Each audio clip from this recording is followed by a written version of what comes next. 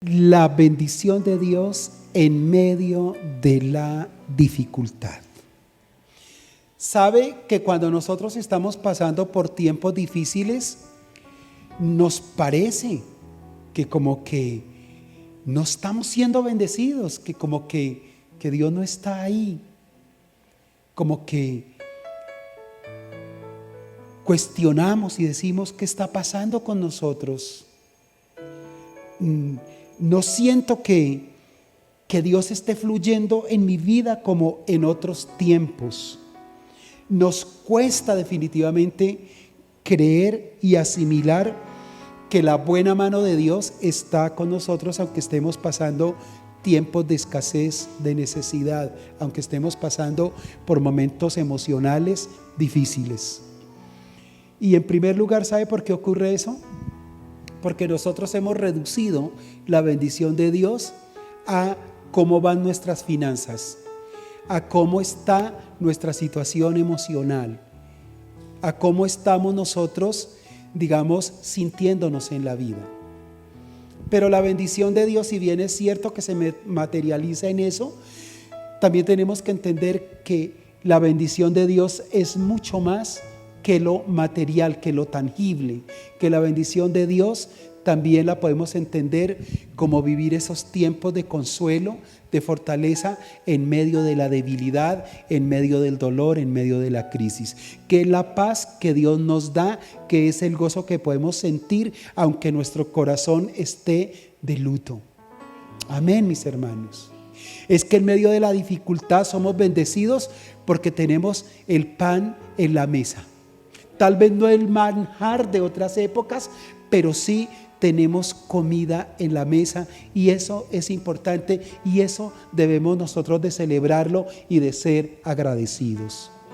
No disgustarnos cuando de pronto una mañana nos encontramos con que para el desayuno tenemos una huepanela y una tostada, porque eso es comida también. Amén.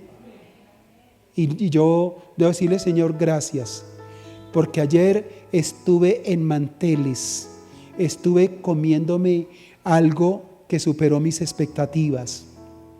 Pero Señor, hoy también estoy contento porque esta aguapanela está deliciosa. Esta tostada me supo a pollo, a lo mejor. Eso tenemos que aprenderlo nosotros como hijos de Dios, a estar contentos con lo que tenemos día a día. No se desespere ni cuestione porque un día esperaba 1 millón de ventas y de repente solo vendió 200,000 pesos. Porque Dios es Dios. Y si hoy tuviste solamente 200,000 pesos, el Señor no te va a dejar botado con tus compromisos, con los pagos que debes cumplir, porque Él es bueno. Amén. Dios sustentó al pueblo de Israel cuando estaba pasando por el desierto. Y todos los que predican el evangelio han dicho que ese vivir 40 años de travesía por un desierto representa en la vida de cada creyente, de cada uno de nosotros, las etapas difíciles de la vida. Para muchos predicadores, el desierto son tiempos complicados en la vida de cada persona. Lo fue para Israel, 40 años de calor, de fríos, calor en los días, de fríos en las noches, de escasez, de pegárseles la arena al sudor, de poca agua, de pasar por momentos de hambre y de sed. Pero ¿sabe una cosa?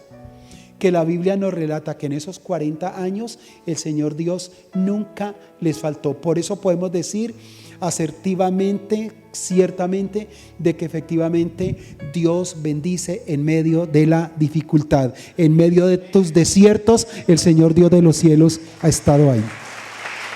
A Israel les dio el maná. Imagínense, miraban para todos los lados y los árboles pelados. Los pocos higos que crecían en los desiertos no daban. Un desierto tiene mucha vegetación, espinosa, cactus, todo eso. Y ahí no hay nada que comer. Pero Dios es tan lindo con ese pueblo, como lo es con ustedes, conmigo, de que Él de la nada trae, porque hizo que del cielo cayera un pan especial que se llamó como el maná, que lo sustentó por todo ese tiempo. Cuando les faltó agua, convirtió las aguas de ese pozo amargas en aguas dulces para que ellos bebieran y satisfacieran la sed. Pero también le dijo a Moisés: golpea la roca, y de las rocas hizo que saliera el agua. Y es increíble porque Dios le hubiera dicho a Moisés: cava un hoyo profundo, un pozo séptico, y saque el agua de allí. Pero Él lo quería poner más difícil para que entendieran que Él era Dios y que para Él nada imposible es, bendecir de la nada y de donde nosotros menos nos imaginamos. Le dijo: no hagas el hoyo, golpea la roca y yo les voy a dar agua de ese lugar. Dios va a abrir fuentes de donde usted no se imagina, para sustentarlo, para sostenerlo en medio de la crisis. Dios colocó a los cuervos, pero no la familia cuervo, no, unos pájaros, para que alimentaran a su siervo allí en medio de la necesidad, cuando el arroyo se secó. Dice que los cuervos le llevaban, ¿qué le llevaban? Carne y pan.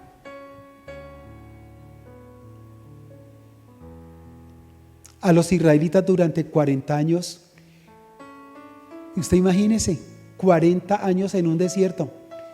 No habían almacenes para comprar zapatos y ropas. ¿Y sabe qué hizo el Señor Dios? Usted lo sabe. Díganmelo. Les conservó la ropa y el calzado por 40 años. Y la gente decía, como la canción: con la misma ropa anda, con la misma ropa anda. Hay una canción que dice así, ¿cierto? Bueno, hay unos que no son muy, ¿cómo se llama la persona que es aficionada a la música? Melómanos, creo. Pero el texto nos revela que Dios les guardó la ropa durante todo ese tiempo. ¿Cuánto le dura a usted un pantalón? ¿Cuánto le duran los zapatos? Hay zapatos que salen malos, ¿cierto? Se los pone y al mes ya están rotos. No hace mucho, para el Día de la Madre, le dimos a Merceditas unos zapatos que ella quería, y uno, digamos, cree que que por la marca, ¿cierto? Y la tradición que tienen, que iban a salir buenos, y antier creo que ella me mostraba los zapatos y ya se están rompiendo por debajo.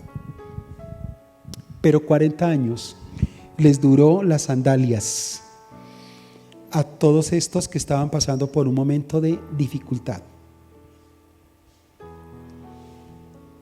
¿Qué aprendemos nosotros de esta primera parte del mensaje? ¿Qué aprendió usted?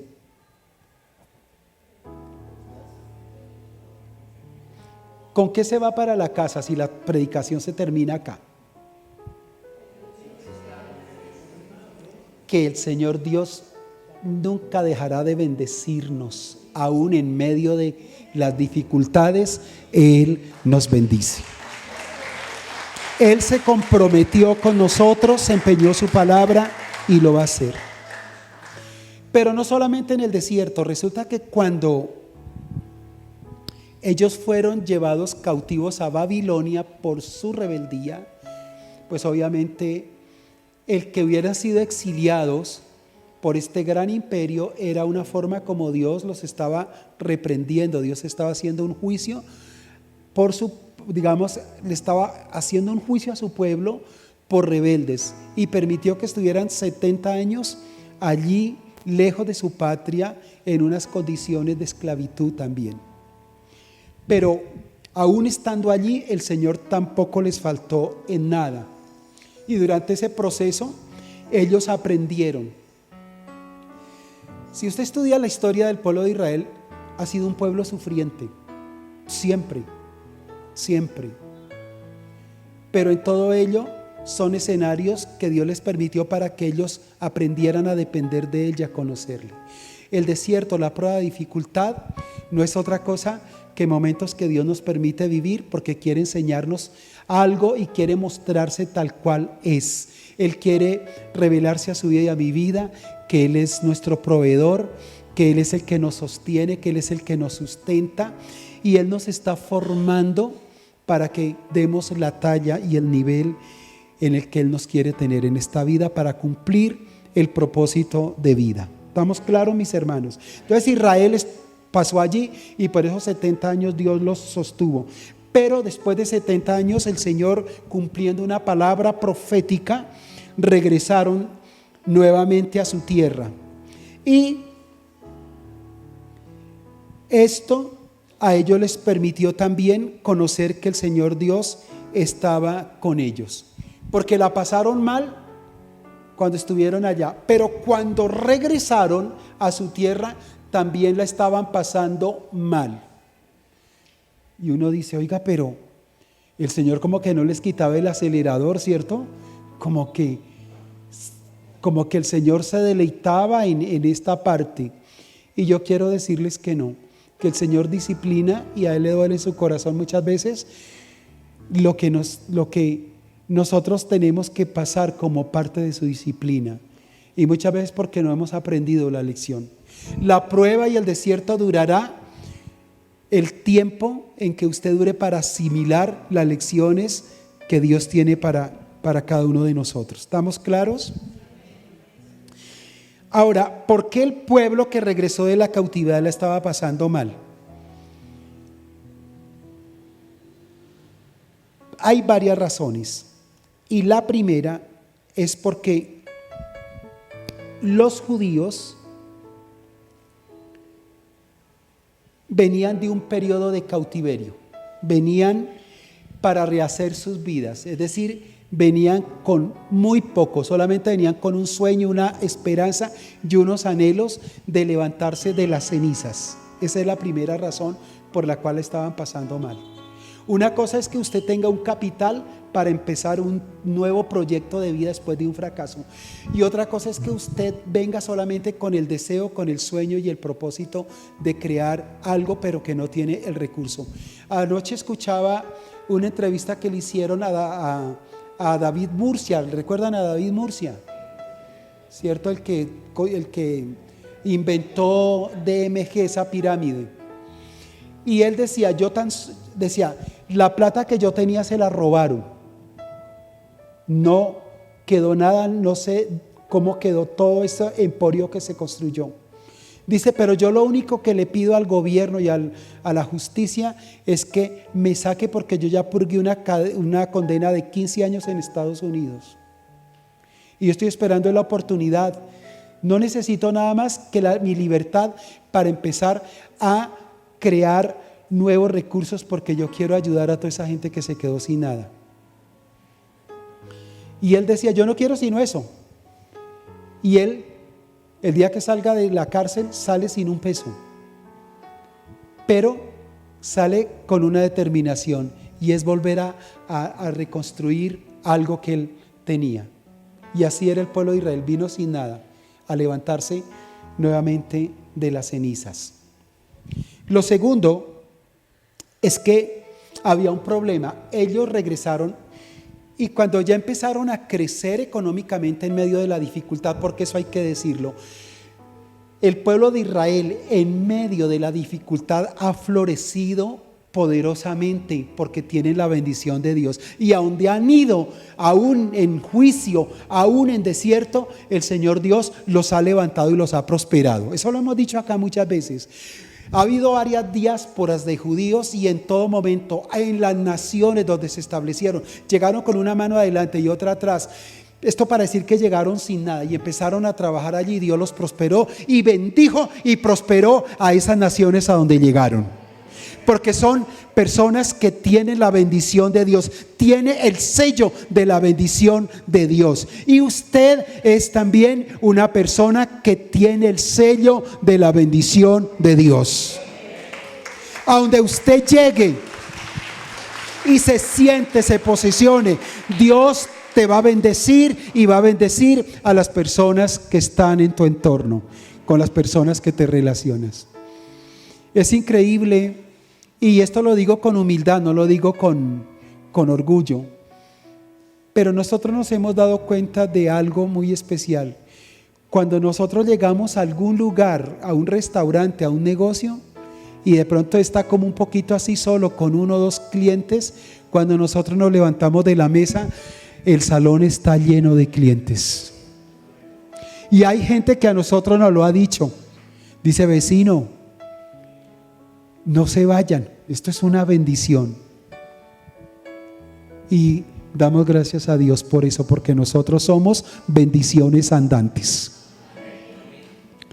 Por eso cuando usted llegue a un negocio, siempre bendígalo. Cuando usted utilice un transporte público, siempre bendiga, porque usted es una ¿qué? Bendición. El pueblo de Israel fueron siempre una bendición. Entonces ellos empezaron a crecer económicamente allí, pero tuvieron un problema.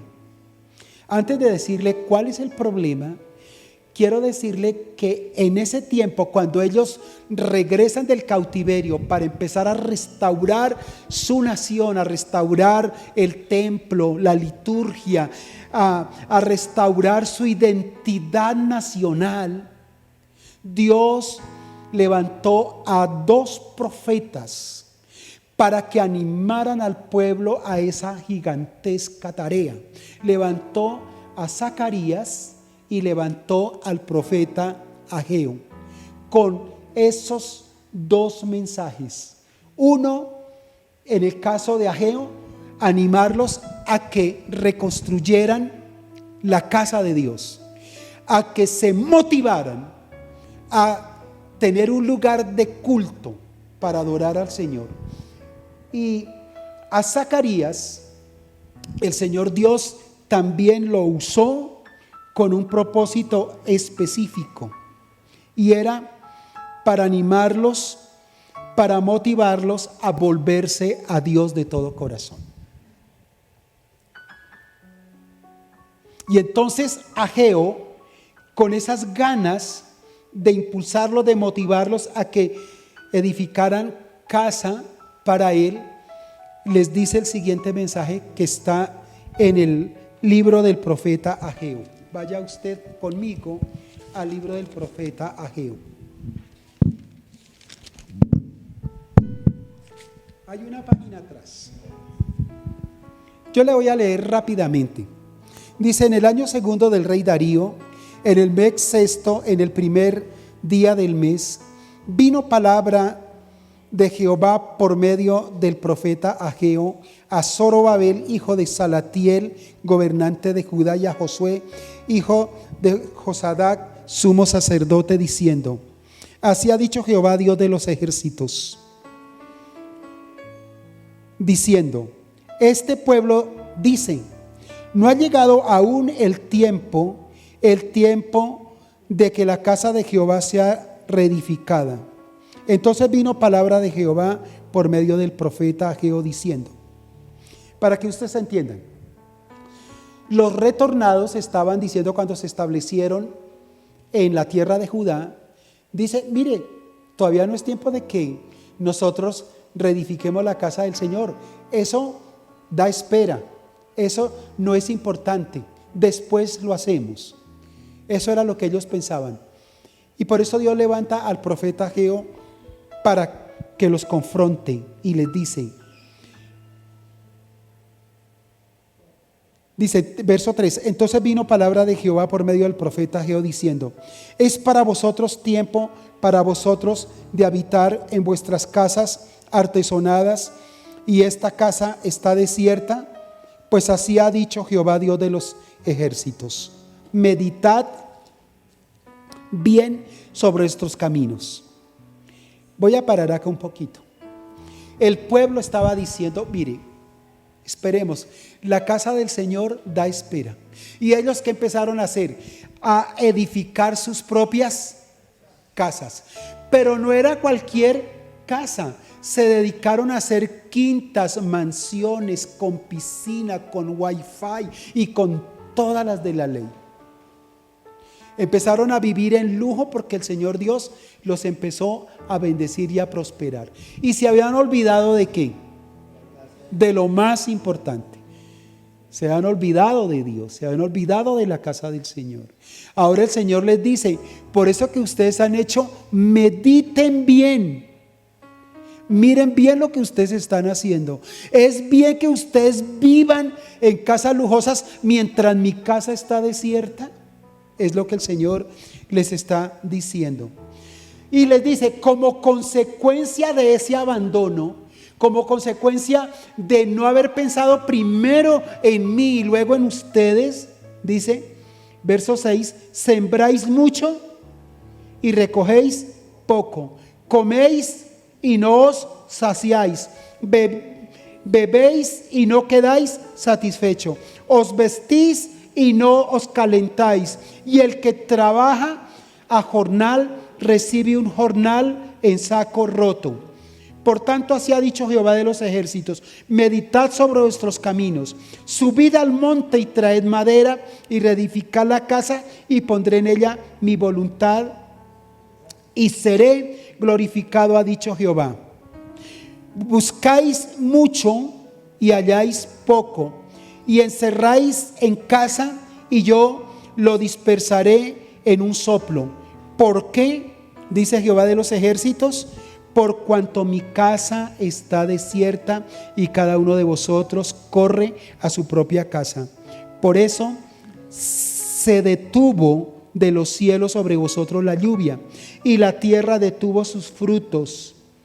Y llamé a la sequía sobre esta tierra y sobre los montes, sobre el trigo, sobre el vino, sobre el aceite, sobre todo lo que la tierra produce, sobre los hombres y sobre las bestias y sobre todo el trabajo de sus manos. Usted lo acabó de leer. Al comienzo hubo una prosperidad que vino inmediata, y ellos con esa prosperidad pensaron en ellos y no pensaron en Dios, y Dios les quería llamar la atención, y entonces cerró los cielos para que no viniera la lluvia. Las cosechas se malograron, y lo que nos está diciendo: mire, ustedes trabajan mucho y recogen poco. Ustedes la plata que tienen las echan al bolsillo, y es como si su bolsillo estuviera roto. Y había una razón que usted ya sabe por cuál, ¿cierto? Porque ellos descuidaron su relación con Dios. Y yo quiero traerles una aplicación de esta enseñanza, y yo espero que usted abra el corazón bien y le entienda. Mire, no esperemos bendición si nosotros tenemos a Dios de último, si nosotros nos anteponemos, si estamos de primero. Primero Dios y después nosotros. Téngalo claro. Y también que muchas veces la escasez es una reprensión de Dios por la manera como nosotros nos conducimos delante de Él. ¿Sí? Muchas veces nos preguntamos: ¿y por qué me pasa tanto? ¿Por qué yo pierdo el dinero? ¿Por qué me roban? ¿Por qué me atracan? ¿Por qué perdí en este negocio? ¿Por qué está en riesgo la inversión que tengo? Y el Señor, yo tengo que decirle lo que el Señor le dijo: meditad muy bien en vuestros caminos. Es decir, ustedes hagan un análisis profundo de cómo se están conduciendo delante del Señor. Si le están dando el primer lugar o no le están dando el primer lugar. Si ustedes están bendiciendo el reino de los cielos con el recurso. Porque ellos debían de construir la casa de Dios con los recursos de la bendición que ellos les daba. ¿Y ellos a qué se dedicaron? A construir lujos, a darse la buena vida. Y la casa del Señor dijo: mi casa está desierta. Mis queridos, yo sé que este mensaje es duro y que riñe contra la concepción que usted tiene acerca de bendecir a Dios con sus bienes. Y yo no voy a traer aquí, ni pretendo meterle la mano al bolsillo. Solamente yo les quiero decir que cuando nosotros pensamos a Dios y lo colocamos en primer lugar, el Señor Dios nos bendice grandemente.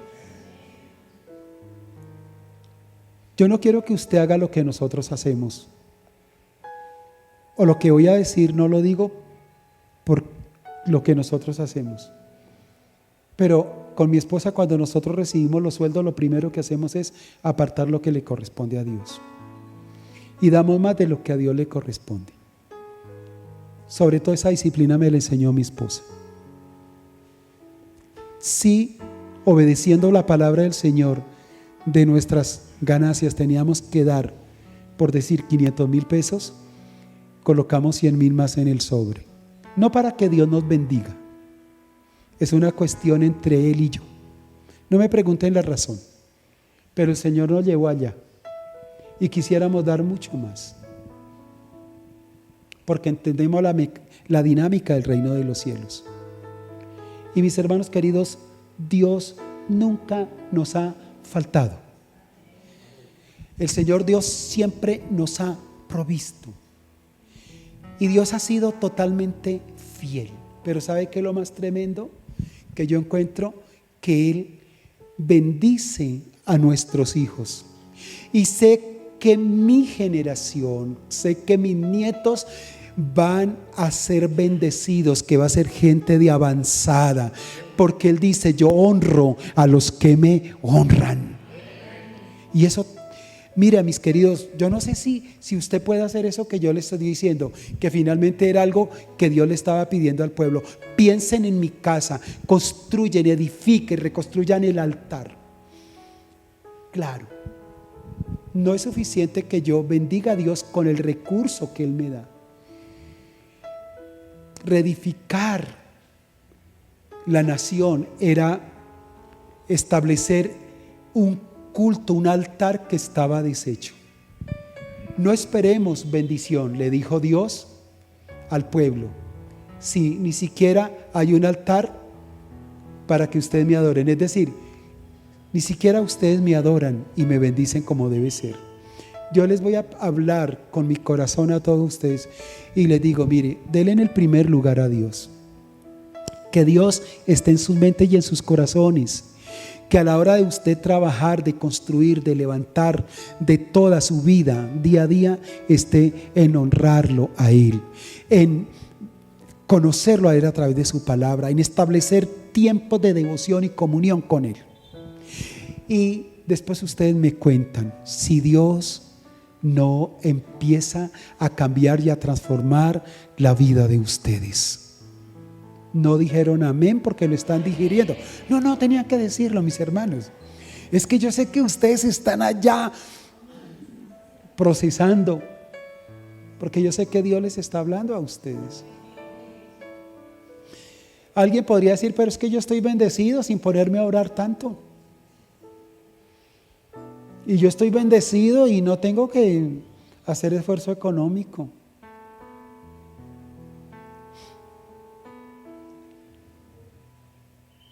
Y yo sé que eso pasa, porque usted tiene un Dios que es misericordioso y bueno. Lo que falta es que en la historia de su vida llegará un momento en que Dios te va a confrontar, no sé si aquí o en la eternidad, espero que sea aquí, pero le va a hacer notar de que realmente tú hubieras podido hacer algo más por Él, hubieras podido adorar más en esta tierra, en medio de tantas dificultades. Hubieras podido bendecir más aún con lo que Dios colocó en tus manos. Amén. La otra dificultad por la cual estaban pasando mal, aparte de la ruina y la pobreza que vino, es que se levantaron opositores, personas que ya habían ocupado esos territorios. Mismos judíos que habían quedado, que no fueron deportados, y empezaron a oponerse a los proyectos que ellos tenían en mente de restaurar la ciudad. Entonces encontraron mucha oposición. Siempre habrán enemigos que no quieren que nosotros estemos cumpliendo con lo que Dios nos ha dicho. Se levantarán enemigos espirituales, enemigos físicos, que tratarán por todos los medios de evitar que nosotros adoremos a Dios con todo nuestro corazón, que le sirvamos a Él de todo corazón. Escuche eso siempre, téngalo en mente. Y al mayor enemigo, lo hemos dicho en este escenario, es nuestra propia carne que se opone, pero que nosotros tendremos que vencer porque siempre habrá dificultades. El camino no está lejos, pero Ageo vino y les dijo: el problema por el cual ustedes están pasando esta dificultad, esta escasez, es porque ustedes no están honrando a Dios con toda tu alma, con toda tu mente, con todo tu corazón y con todas tus fuerzas. Suban al monte, corten madera y edifiquen mi casa, y yo traeré bendición sobre vosotros. Ese fue el mensaje de Ageo. Y Zacarías, tenemos que volver otra vez al texto. Zacarías, capítulo número 1. Voy a volverlo a leer. En el 8º mes del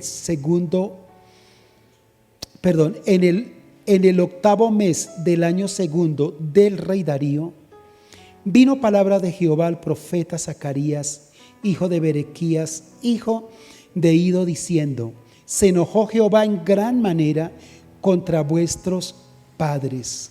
Diles pues, así ha dicho Jehová de los ejércitos: volveos a mí, dice Jehová de los ejércitos, y yo me volveré a vosotros, ha dicho Jehová de los ejércitos. Mira qué corto ese mensaje, pero tan poderoso.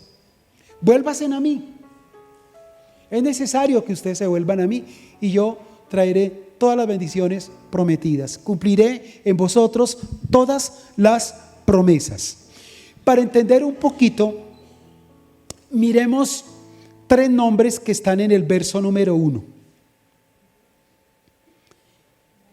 Vino palabra de Jehová al profeta Zacarías. Yo quiero que revisemos este nombre. ¿Hijo de quién? De Berequías. ¿Hijo de quién? De Ido. ¿Cuál es el primero de estos 3 nombres? Ido, ¿cierto?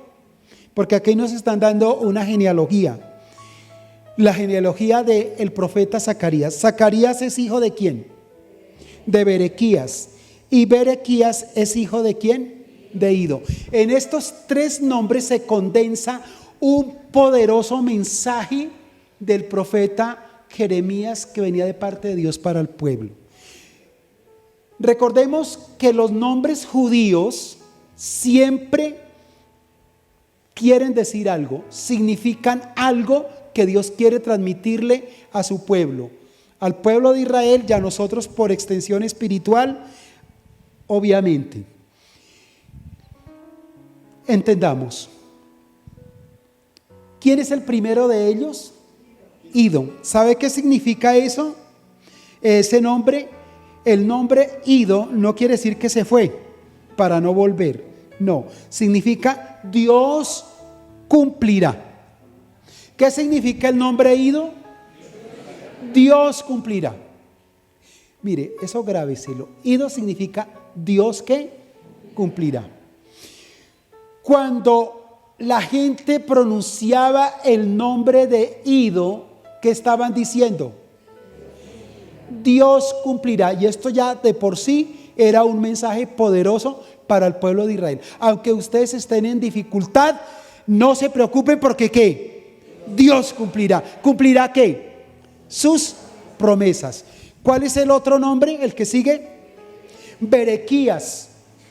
¿Sabe qué significa Berequías? Significa Dios siempre bendice. ¿Qué significa? Eso significa Berequías. Dios siempre bendice.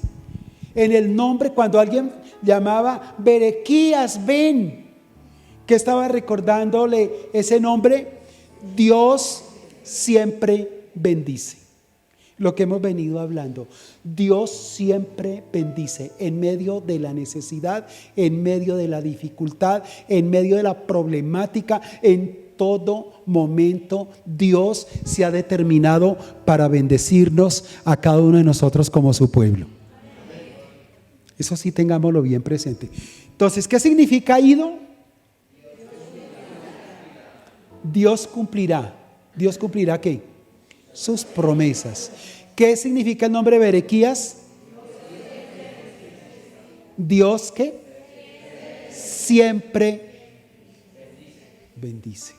Pero yo quisiera que usted se apropie esa palabra y dígale, Berequías significa Dios siempre me bendecirá. Dios siempre bendecirá a mis hijos, a mis nietos, y puedo irme en paz sabiendo que el Señor de los cielos cubrirá a toda mi familia por 1000 generaciones, dijo el Señor. Yo me emociono mucho por eso y entonces yo le voy a dar un aplauso al Señor.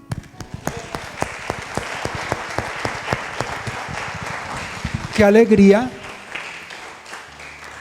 saber que es una promesa. Dios siempre bendice. Y qué alegría saber que Ido me dice que Él la cumplirá en la vida de mis hijos. Y mientras nosotros estemos vivos. Mire, su merced podrá ponerse como una maracuyá, arrugadito, arrugadita, porque ese es nuestro destino. Ahorita estamos así todos lozanos, esa piel toda, ¿cómo se llama? ¿Cómo se dice? Tersa, ¿cierto? Y usted dice, ay, tan bonito que soy yo, ¿cierto? Se mira la barriguita así toda durita, ¿verdad? Pero en unos años te vas a pasar la mano por acá y parece que estuviera pasando la mano sobre un cepillo, sobre una superficie corrugada. Y te mirarás la barriguita y solamente quedarán suspiros, ¿verdad? Porque la vida es así. Pero ha de saber esto, que el Señor determinó bendecirte en todos los días de tu existencia, aquí y allá, aquí y allá. ¿Sabe por qué? Porque Él dice, hasta las canas te voy a soportar, hasta las canas me voy a fijar en ti, hasta las canas voy a estar pendiente de ti. Y esto me da mucha esperanza, porque es que yo ya estoy tan cercano allá. Y los que están lejos no crean que no van a llegar, van a llegar. Y tenemos que prepararnos también para eso. Hoy esos ojos bonitos, expresivos, llenos de brillo, mañana con dificultad se abrirán para ver la luz del sol. Y tal vez ya no brillen, y tal vez ya no vean, como hoy tienes el privilegio. Pero sepa que cuando tus ojos estén con tanta dificultad, el Dios del cielo estará ahí, como lo va a estar cuando no te puedas parar, cuando tengas que hacer tantos esfuerzos para levantarte de la cama. Y Dios nunca te va a desamparar.